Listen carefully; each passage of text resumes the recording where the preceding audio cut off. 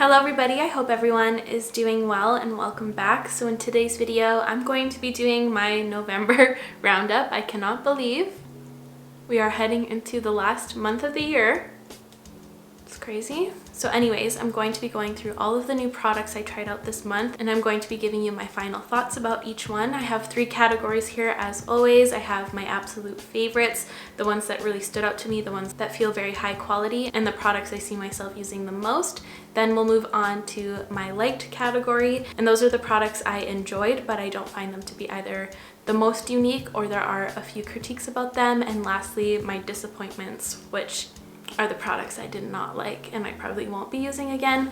So with that being said, before we get into it, I would love for you to subscribe if you aren't already. It would mean so much to me, and let's get to it. So pretty much everything I'm wearing on my face right now is included in today's video, and I did take some b-roll shots of a few of the products I used. And next month's roundup, I'm going to try to have some b-roll of every product I try. Hopefully I can get that done. But let me know if you like the b-roll shots. I know they might be helpful to a lot of you, but let's get into my favorites this month. So first, starting off with this Vesca Beauty Soft Sun Radiant Skin Primer and Luminizer. I have been really enjoying this. I really like how it just feels like a nice gel moisturizer. It's not too thick or too heavy, but it also has a beautiful golden hue running through it. They do have a couple more shades, just depending on your skin tone as well as preferences. I really like this one because it has a super see-through base. Like, it pretty much just feels like a moisturizer, but it has like a nice sheen running through it that it amplifies the glow.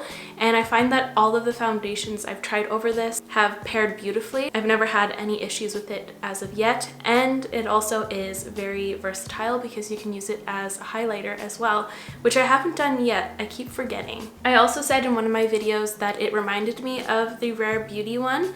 I think mostly in texture. Once I put them side by side, I did find that they are quite different. The Vesca one is more of like a moisturizing skincare glow, whereas the Rare Beauty one gives more of like a glass skin glow, if that makes sense. So you can see the Rare Beauty one here and the Vesca one right here. So this one's a lot more subdued, more natural, whereas this one is like, boom, glass skin. So I really love this stuff. Moving on, this is the M Cosmetics Daydream Cushion Foundation.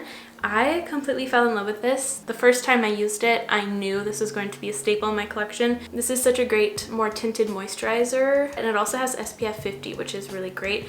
I also really like how it comes with a second cushion and a second applicator as well, just for hygienic reasons. I just find that this wears very beautifully. I did talk about this in my top 10 favorite foundations video, which if you haven't watched that, I highly recommend you do, because I kind of go more into depth with this. I love the effect that this gives on the skin. It's very glow giving. My skin still shines through, so I can still see some of my imperfections, but it overall just gives you like a softened filter, which I really like. It almost blurs pores and imperfections, and it just makes your skin look beautiful and very natural. I will say, if you have an extremely oily skin type, I don't know if you'd like this, because by the end of the day my skin is a little bit glowy in the areas where I do produce more oil, mostly in my T-zone and on my chin. But for me personally, I do not mind going in with a little bit of powder midway through. It doesn't bother me. I pretty much do that on an everyday basis anyways, and I also kind of like the way it looks. If it starts to look greasy, then I don't like it, but if it just looks like a healthy dewy glow, then I love it. But anyways, I love this stuff. It's beautiful. You will definitely be seeing this on my channel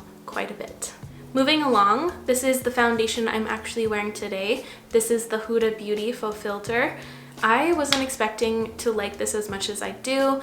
The first time I used it in one of my first impressions video, I absolutely despised how it looked and how it kind of blended out. It took a lot of work to blend it out, but my preferred way to apply this is with a more dense brush, and I like to work off the stick first, then apply it to my face. Then I find that I get more control with the amount of product I'm putting on my face, and I also think it blends a lot better. You're not working at the strips. It just ultimately makes the base go on a lot better. This one's a really interesting one too, because it does give more of a natural look, but it's also more perfecting than a lot of my medium coverage foundations, which I personally really like right now, especially because I am dealing with some 2020 acne and 2020 acne scars. We've gone through a lot, and this foundation has been the one I've been reaching for when I want more of a perfected base or more of a flawless finish. It's really, really great. I really love how there's no fragrance in this. Usually Huda Beauty's products are insanely fragranced, but I was so happy to find out that this one is fragrance free, and I feel like a lot of people would really enjoy this. So I would recommend that one. I don't typically like a lot of Huda Beauty products, but when I do, they become staples, like the Tan Tour. So now moving on, I did try 3 bronzers. So the first one I wanted to talk about is the Melt Sculpt Stack. I really like this. I recommend you guys go watch their stories on their page on Instagram to get more info about why they came out with a powder for lighter skin tones and then a cream stack for deeper skin tones. If this came out when I was still a working makeup artist, this would have been heavenly. I would have bought both stacks immediately. I really wish I had these options back then, but I have been loving this for personal use as well. I mostly use the 2 lighter tones here, but I also think this would be super fun to travel with because the deeper tones, here, let me grab them, would be beautiful as eyeshadows, which I definitely want to try. I think these are beautiful tones. I think you could either sculpt your face with it, use it as an eyeshadow palette. The texture is very beautiful. I love how it gives more of an intense sculpt. I have been really reaching for it, especially since I dyed my hair. I feel like it rounds off my face a lot better. When I chisel my face a little bit more, I find that it just matches and helps my face blend in with my hair, if that makes any sense.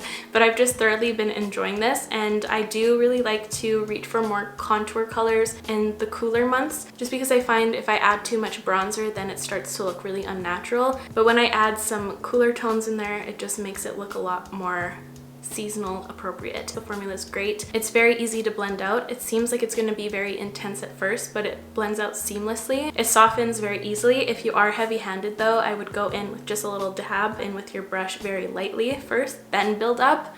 Don't get too excited because this is quite pigmented. I'm really excited about this product. I didn't think I was going to like it as much as I do, but I have been reaching for this on the daily, and I'm very happy I have it in my collection.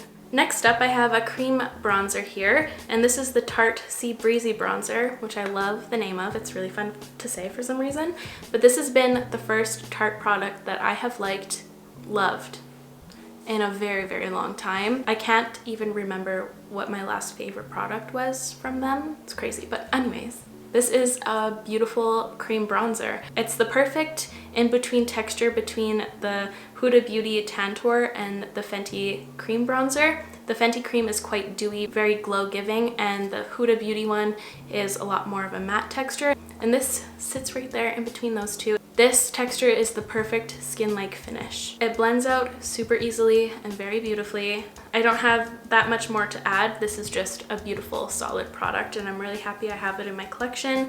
And I also don't get Tarte vibes from this packaging. Anyone else? I hope they launch more products similar to this because this is a great product. The last bronzer I tried out this month was the Kosas, I forget what this is called, Soft Bronze. It's something else. It's like a moisturizing bronzer. I feel like that's what it says on Sephora. I'm wearing this one today with a little bit of the contour color from the Melt Cosmetics stack, but this is such a beautiful bronzer. I didn't expect myself to like this product as much as I do. It looks like a color that wouldn't really match me well, but once it applies, it's beautiful. If you are someone who is heavy-handed with bronzer, this one's a great one because this builds up very softly and slowly, so you are able to get a very softened, non-harsh look. This formula is very easy to blend out, and it super stands out to me because it adds a very soft glow to your skin without it being a cream. Like, it almost looks like a cream on the skin, which is really interesting. So if you aren't someone who enjoys cream products but you enjoy the look of them, I feel like you'd really enjoy this product. The only issue I have with this bronzer is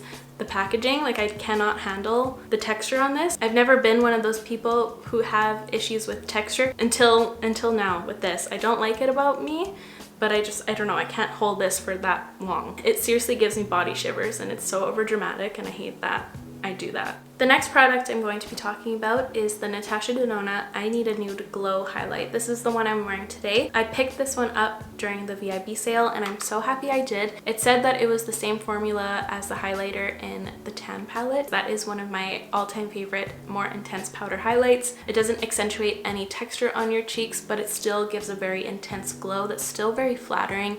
It doesn't look like a strip across the face at all. It just blends into the base so beautifully, and I'm just so extremely happy I have this in my collection. I feel like this is going to be one of those products I'm going to have to hide away from myself, or I'm going to be using it in every single one of my videos. So I love this, and if you like those more intense highlighters, I feel like this one's a really good one to have. While we're talking about Miss Queen Natasha Denona, I'm going to talk about this little thing. This is one of her chromium liquid shadows. This is really cool. I picked one of these up instead of the limited edition holiday palette she came out with, these changing colored things. What? These multi-chromes. I love this. I think I might pick up a few more colors because these are so fun to play with and they're very mesmerizing. When you're wearing them, they're just so fun to watch. It just makes makeup so much fun. The shade I picked up is Scarab and I love it because it's like a green, gold, then blue, and they also blend out nicely. They do sheer out when you blend them out, obviously, but it still gives that intense shift no matter how much you blend it out, which is really cool. And I think they're really fun to layer on top of other shadows to get different shifts out of them. They're super fun to play with. Highly recommend that. So now I have two mascaras I want to talk about. The first one is the Kosas, the Big Clean Mascara. I'm wearing it on this eye right here. I really like this one. Once I run through this little mini size, I want to pick up the bigger one just because this is a really nice everyday mascara. It does volumize and lengthen a ton, but it also keeps the curl of my lashes, which is quite rare for a lot of volumizing mascaras. I find that sometimes they weigh your lashes down, but this one is super lightweight on the lashes and I don't experience any crumbling or smudging or anything like that. But with that being said, I still only use this on the top. I always use either the M Cosmetics Pick Me Up mascara or the Glossier Lash Stick on my bottom just so I don't risk it. But anyways, love this mascara. It's really great, especially if you have issues with keeping the curl in your lashes. I feel like this one is a good one to try. The other mascara I tried out is the NARS Climax Extreme. I'm wearing it on this eye. This one is the most volumizing, intensifying mascara I've ever tried in my life, and it's also really easy to apply. It's very quick and simple, and I love when mascaras are super quick and easy to apply. I don't like sitting there forever combing through my lashes with a mascara wand. I like it to be very quick, and this one does exactly that. I only wear this on my top lashes just because I do find that this one transfers onto my concealer when I'm wearing it on my lower lashes, but that's not a big deal. I always use the other two on my lower anyways, but I love to use this one, especially if I'm wearing more of an intense eyeshadow look. I find that it makes my eyelashes pop a lot more without having to use falsies. So this is another mascara I really recommend if you want more of an intense volumizing, lengthening, all those things. This will give it to you. It's super intense. Love it. So now moving on to lips. These are the two Buxom glosses I've been wearing a lot recently. These are their fall shades. It's the Full On Plumping Lip Cream. I'm wearing the shade Pumpkin Spice Latte on my lips right now, and I adore it. This is my favorite out of the two. I also have Spiked Apple Cider here. I have tried the Buxom glosses way back in the day, like 4 years ago. So here are the two colors here. This is Apple Cider and here's Pumpkin Spice Latte. They look quite similar, but just one's more pinky, one's more neutral. And I didn't really like them, but I think that they improved their formula. I really love how this feels on my lips. It's very nice and cooling and minty. And for a plumping lip product, I don't find that it hurts at all or anything like that. It just feels really tingly on the lips, which I do enjoy. And I also like this texture because it does feel more like a lacquered finish, and I love the shine that it gives on the lips. So I'm really happy to have these. I do recommend them if you are interested in them. I think they're great. And I see Pumpkin Spice Latte being a favorite for quite a while now. I've been using it like crazy on the daily over the course of this month. So now moving on to my last favorites of this category. These are the Nabla Close-Up Lip Shaper Liners. They came out with 6 shades and I adore them. You can tell which ones are my favorites since I've been sharpening them so much. So my favorites are Nude 1, Nude 4, and Nude 3. Those are the ones I've been using the most on a daily basis. I'm wearing the shade number 4 on my lips right now. I find that that one gives more of like a bronzy reddish undertone, and it suits a lot of the lip products I like to wear lately. And the other ones are more for sculpting, which I enjoy. This is the perfect formula if you like more of a sculpted lip line, and it also doesn't dry out. Like, it gives more of an opaque finish, but it doesn't dry halfway through the lip application. It remains creamy, and then it eventually does set, which is really great. and it helps to keep like your glosses from bleeding or anything. They glide on effortlessly, and they are also very long wearing. I have been loving these, highly recommend. They have some beautiful, beautiful colors in here. Okay, so now let's move on to my liked category. I'm first going to start off with the eyeshadow palette I'm wearing on my eyes right now, which is the Huda Beauty Naughty Nude palette.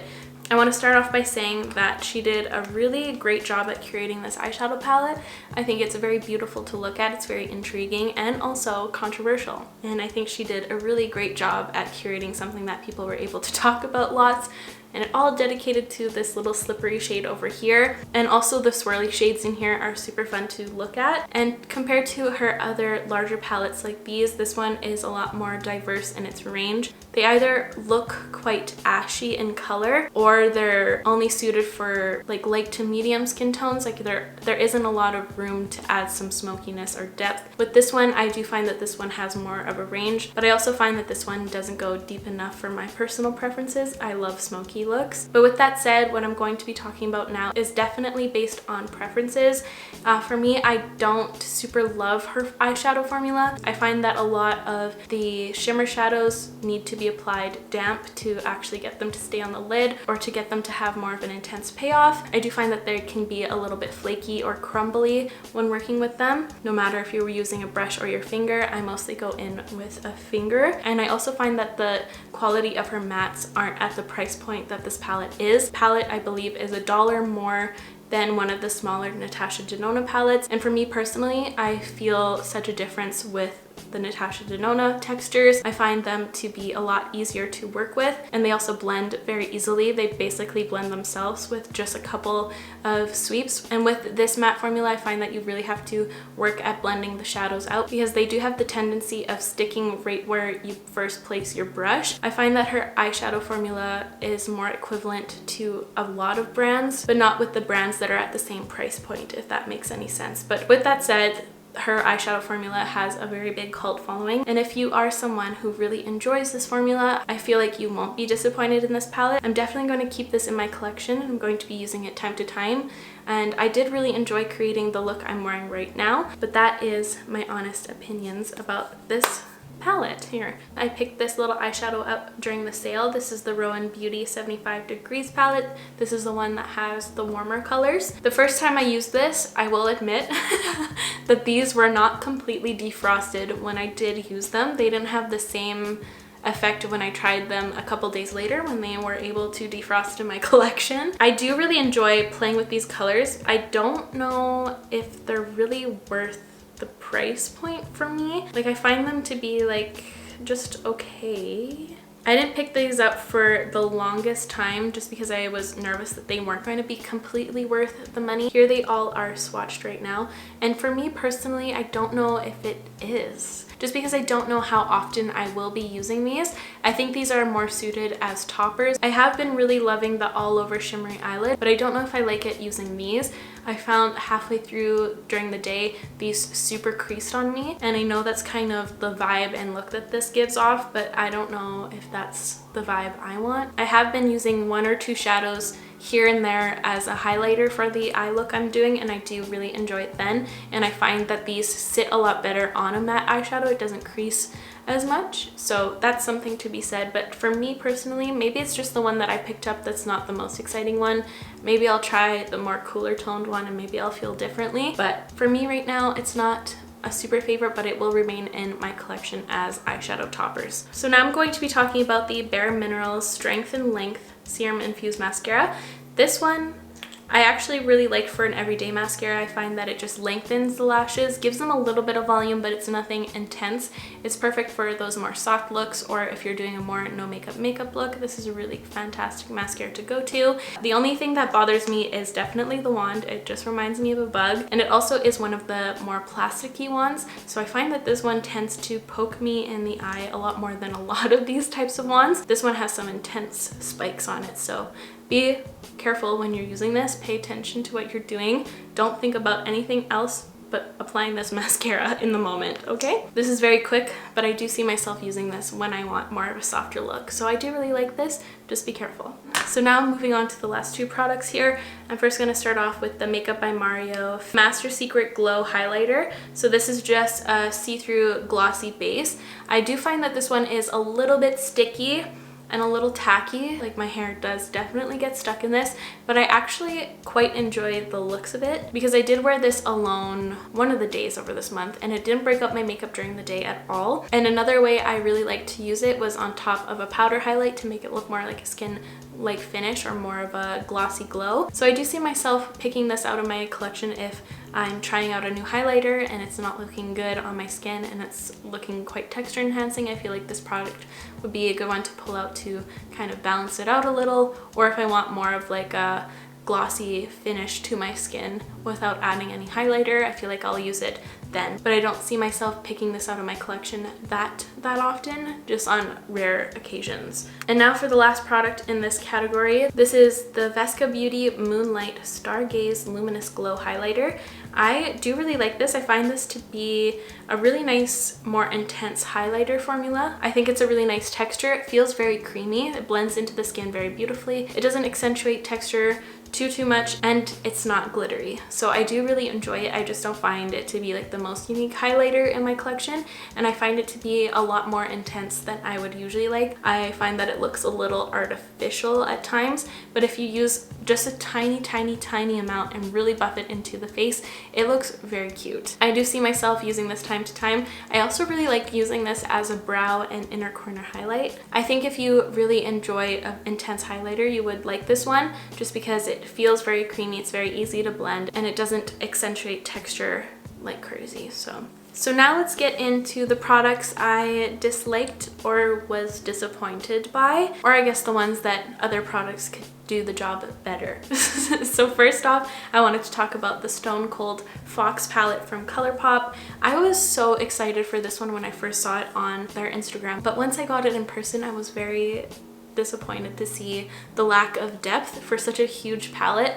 I wish this was a lot more versatile. Even when I used this in one of my videos, I pretty much used solely these colors up here, and it still turned out not super smoky, which is disappointing. I find that this formula is on the better side of ColourPop's formula, which is really great, but I do wish that there was a lot more going within this palette. I feel like it could have started to get deeper around this stage instead of the last row, you know? So I don't know how much I'll be using this palette. I feel like I'll only pull it out for a shade or two, which is too bad for such a huge, ginormous palette. I wish this was a more one and done eyeshadow palette. So that's my thoughts on that. Not much else to say, just pretty disappointed in it. This is the Huda Beauty Water Jelly Hydrating Primer.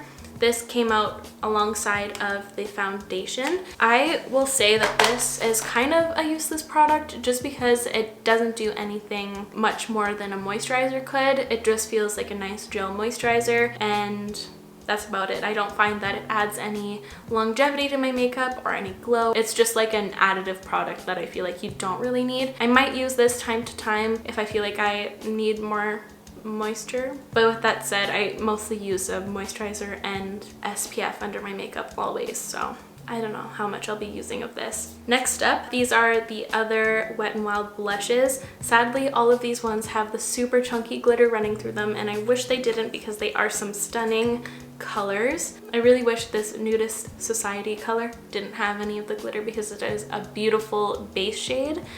Oh, makes me sad. The only one I would recommend is this one right here, and this is what I'm wearing on my cheeks right now. It's the shade Mellow Wine. It does have a little bit of a shimmer running through it when I looked at it super up close, but it doesn't translate on the skin at all. And this is just such a cute shade. It could pass as a sunburnt shade or a color that kind of mimics when you go out in the cold and the cold nips at your skin. Makes it all cute and outdoorsy. I love this blush so much. I just wish that these were the same because they have some stunning colors. This is another Wet n Wild product. This is the Mega Glow, the contour makeup stick. Sadly, this one was way too warm, and I did find that this disappeared by the end of my makeup application. A lot of you have been saying that another color works a lot better, so maybe I'll try it again. I really had high hopes for this, but this one is just not a color for me, and I didn't love the way that it performed when I used it, so this was a disappointment. And this is the highlighter version. This one was far too glittery. You could see the glitter a few feet away, so that immediately makes it a disappointment in my books. So sadly, this one's a no-go. And it also was a really icy pinky color that looked very unnatural, and it was quite hard to blend. Like, it almost felt like a chalk blending this out. So this one, super disappointment. And lastly, this is the biggest makeup fail of the month. This is the Maybelline Glass Spray. You could use this as an oil makeup remover at the end of the day, I swear. This immediately made my makeup look like bleep. Absolute. It made my skin look so greasy. It broke up a lot of the products I was using. It's so incredibly slippery feeling that it makes the makeup feel very heavy on your skin, and you feel very aware that you're wearing makeup. It feels like you're wearing like 10 layers of foundation. I don't even understand what's in here, but it just is a big no. I also had to say, when I did use this, I actually had to do a full body shower because it got all over my chest and it was super slippery, and it also made my hair extremely greasy. So that's all I can say about that. It's just a big no. But anyways, that wraps up this very lengthy roundup video. I really hope this was helpful. Let me know in the comments if you have found any gems or if you have any major disappointments. I'd love to hear it, as always. But with that being said, that is all for me today, guys. Thank you so much for watching. I really hope you enjoyed today's video. If you did, please give it a like. It would help me out so very much. I will make sure to link all of these products in the description down below as always, and I will catch you guys in the next one. Love you. Bye!